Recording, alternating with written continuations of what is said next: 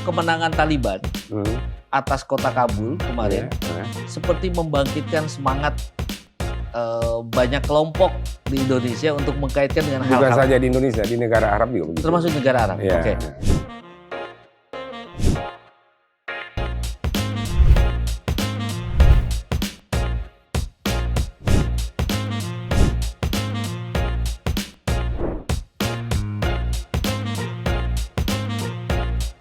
Apa ya keuntungan Taliban itu sebagai kemudian menjadi safe house lah, safe house dari gerakan-gerakan radikal Islam itu.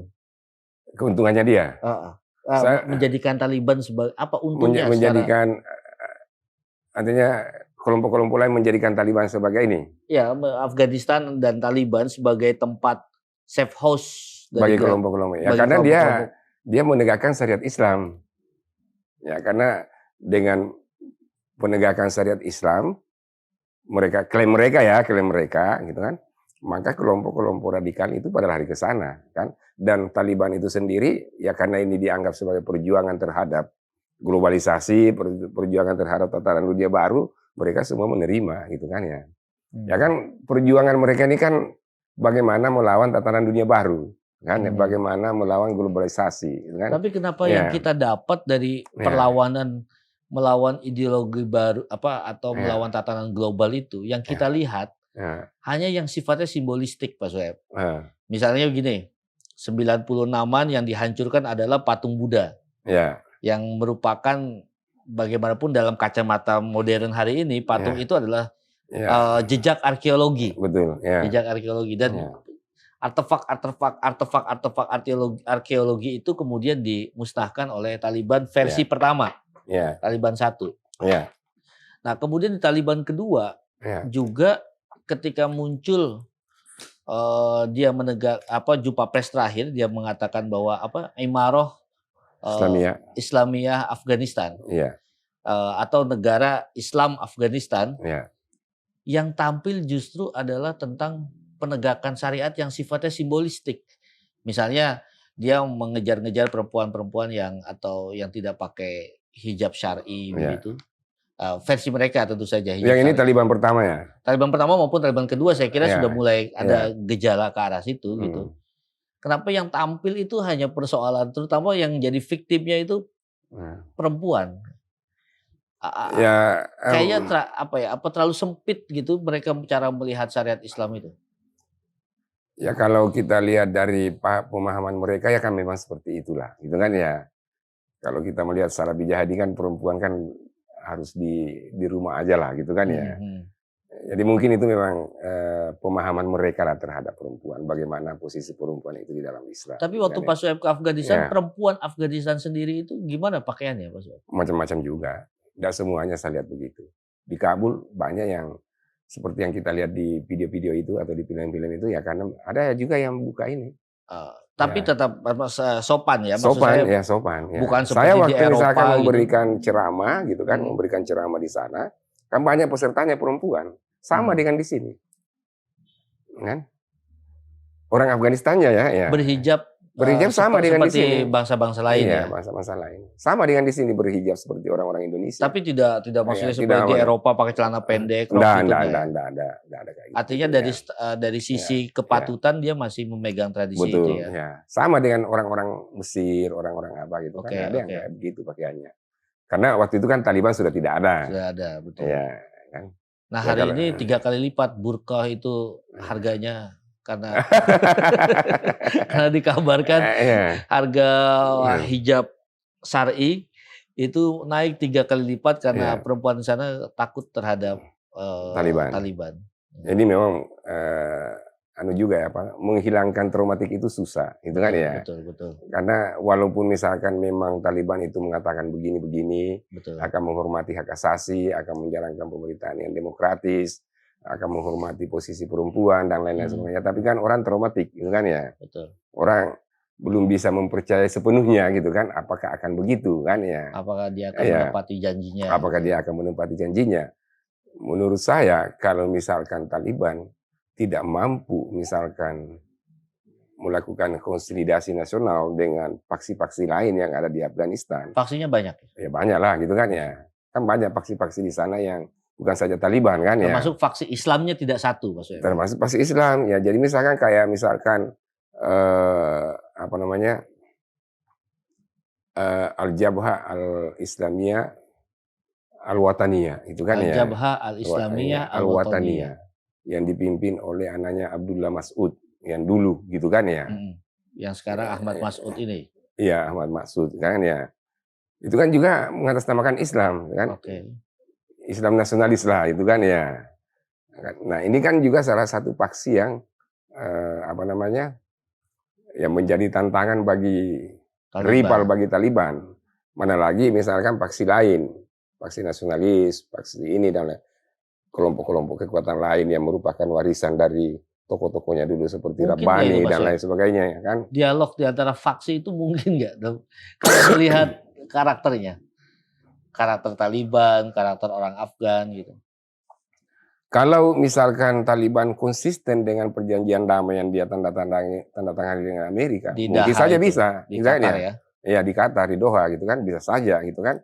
Kalau dia mau konsisten terhadap perjanjian damai, perjanjian yang telah ditandatangani oleh Amerika gitu kan. Bersama Amerika. Bersama Amerika gitu kan.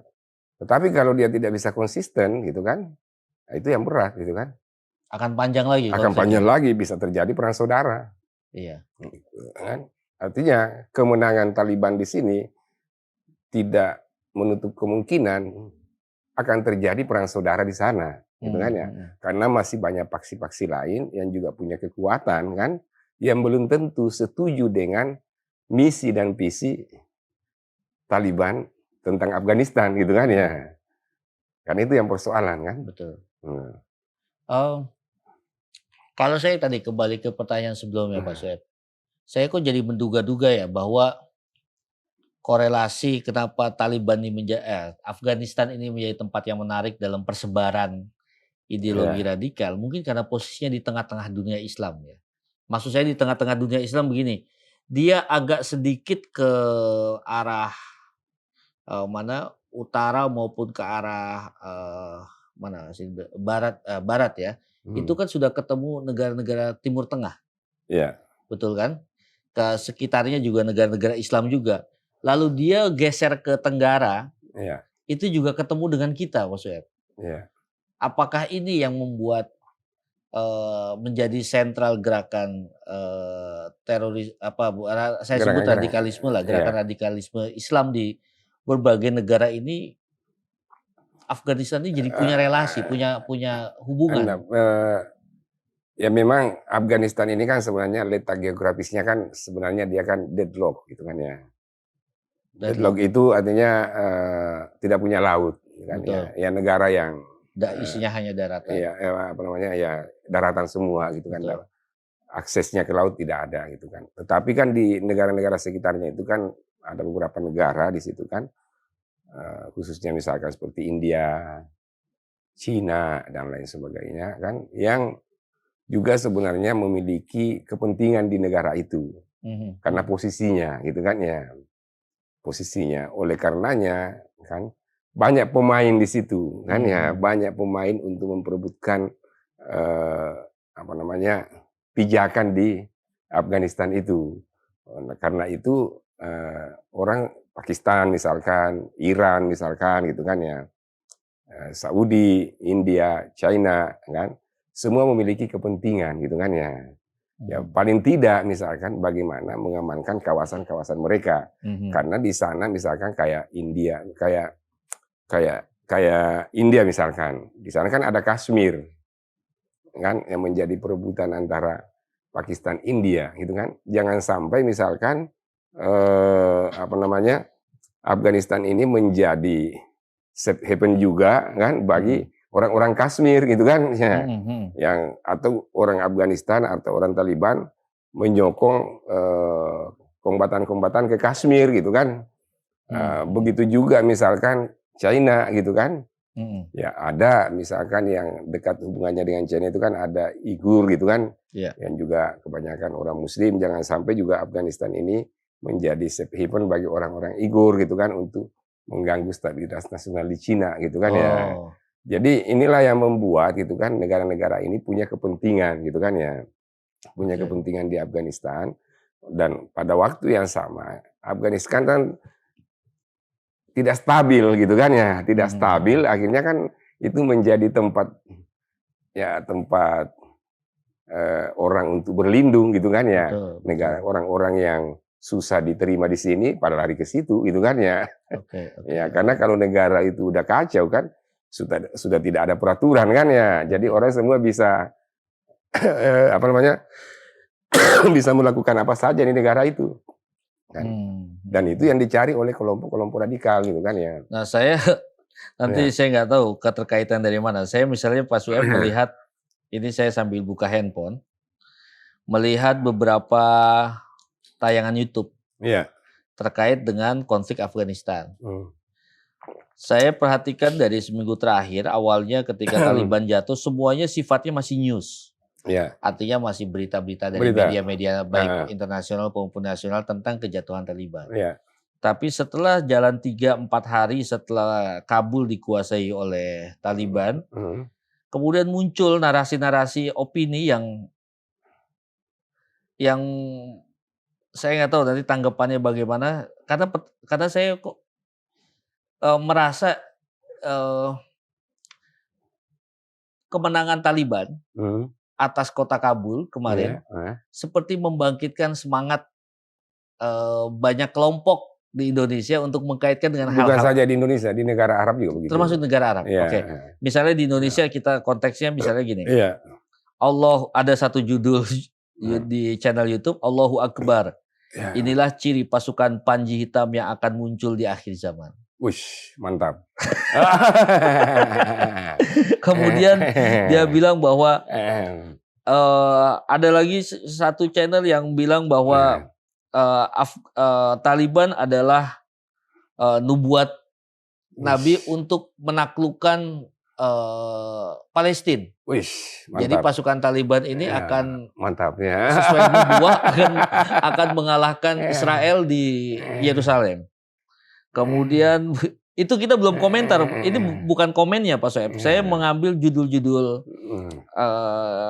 banyak judul yang menurut saya opini-opini narasi ya terkait dengan konflik di Afghanistan.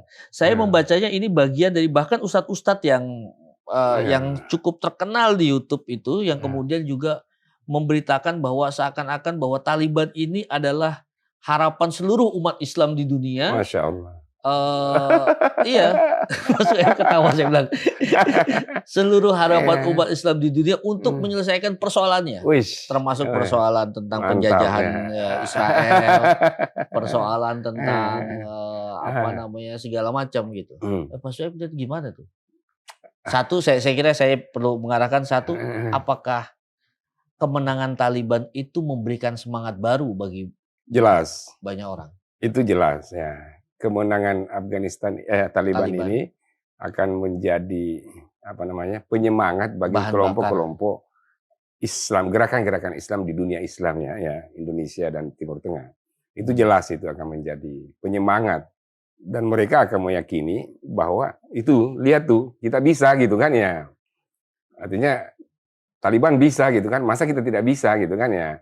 Jadi misalkan kayak di Indonesia atau di negara Arab lain yang memang punya gerakan-gerakan Islam yang berusaha ke sana, pasti itu menjadikan sebagai sebuah kesana itu artinya ke politik kekuasaan gitu kan ya. Pasti mereka akan mengatakan ini buktinya itu loh gitu kan berhasil. Masa kita tidak bisa berhasil kan? Jadi memang akan memiliki dampak terhadap pergerakan-pergerakan Islam di beberapa negara Islam. Tapi ya itu kita, kalau saya melihat itu ya kita tidak bisa begitu gitu kan ya, menganggap bahwa ini adalah kemenangan ini, itu enggak lah ya. Karena secara fakta itu klaim-klaim bombastis seperti itu secara fakta ya, maksudnya enggak benar lah ya. Mungkin tidak mereka melakukan itu. Yo kan mereka ini kan Taliban kan sudah berunding beberapa lama sebelumnya. Iya kan. Termasuk jadi dengan Amerika berunding. Dengan Amerika menandatangani perjanjian damai. Cina juga ikut di situ. Betul, gitu kan ya. Cina juga jadi artinya keberhasilan Taliban ini gitu kan, sebenarnya kan semacam dibukakan jalan untuk Betul.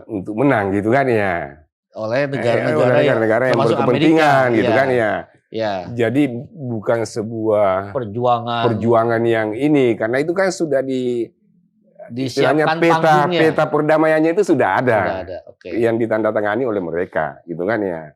Jadi memang kan sudah merancang bahwa pada bulan sekian nanti sudah tinggal segini pasukan Amerika. Nanti pada 11 September itu sebagai hari ulang tahun pengumuman World Trade Center itu udah selesai gitu kan ya. Okay. Jadi sudah dibukakan jalan, tapi tentu dengan ada komitmen-komitmen yang harus diikuti oleh Taliban gitu kan dalam perjanjian itu. Jadi tidak seperti bahwa perjuangan menuju kemerdekaan dana gitu kan ya. Ya karena ini sudah dibuat roadmap-nya. Ada roadmap-nya sudah gitu kan yang dibuatkan oleh Amerika gitu kan. Berarti kita bisa ambil kesimpulan bahwa kemenangan Taliban juga karena faktor itu juga ya, karena didukung oleh situasi yang sudah tercipta kondisi itu untuk bisa sampai ke situ gitu kan ya.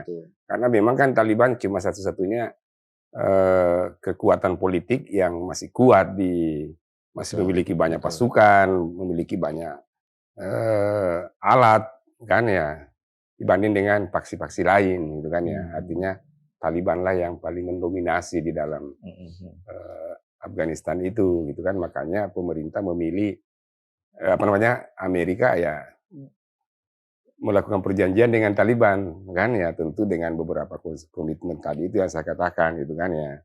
Jadi kalau kemenangannya kemudian kita kaitkan dengan Palestina dan lain-lain semuanya, saya pikir tidak begitu, terlalu jauh. Malah gitu kan kalau dia melawan komitmen itu bisa jadi digebukin rame-rame lagi ya. Ya kalau dia misalkan tidak komitmen bisa digebukin lagi Amerika gitu kan ya. Kan ya. Dan saya juga agak mikir, kok bisa-bisanya orang berfantasi katakan berimajinasi atau berfantasi bahwa pasukan Taliban inilah yang nanti akan membebaskan Al-Aqsa. Itu jaraknya aja dari sisi dia harus menempuh berapa itu? Kan jauh ya. Dari Afghanistan harus melewati beberapa negara Arab itu kan, dia harus melewati Iran. Baru kemana itu kan ya, kayak Genghis Khan dulu berapa bulan itu kan ya. Berapa jadi bulan kayak Genghis Khan gitu ya. Genghis Khan berapa bulan itu baru sampai sana kan ya. Iya. Itu dia mau mengulang kejayaan Mongol mungkin. Jadi Pak Sueb berdasarkan fakta itu terlalu bombastis ya. Terlalu bombastis lah. Itu kan ini orang main politik ini kan nggak usah terlalu dikait-kaitkan dengan hal-hal seperti itulah gitu kan. Itu terlalu kita bicara lebay, fakta, terlalu lebay gitu kan ya. Itu faktanya saja Pak Sueb. Fakta saja gitu kan ya. Bahwa Afghanistan itu kan, Taliban itu adalah merupakan salah satu kekuatan bersenjata di Afghanistan. Dan hari ini menang melawan pemerintahan Kabul. Hari ini berhasil mengalahkan pemerintahan Kabul. Bukan sebenarnya mengalahkan ya, artinya gimana ya?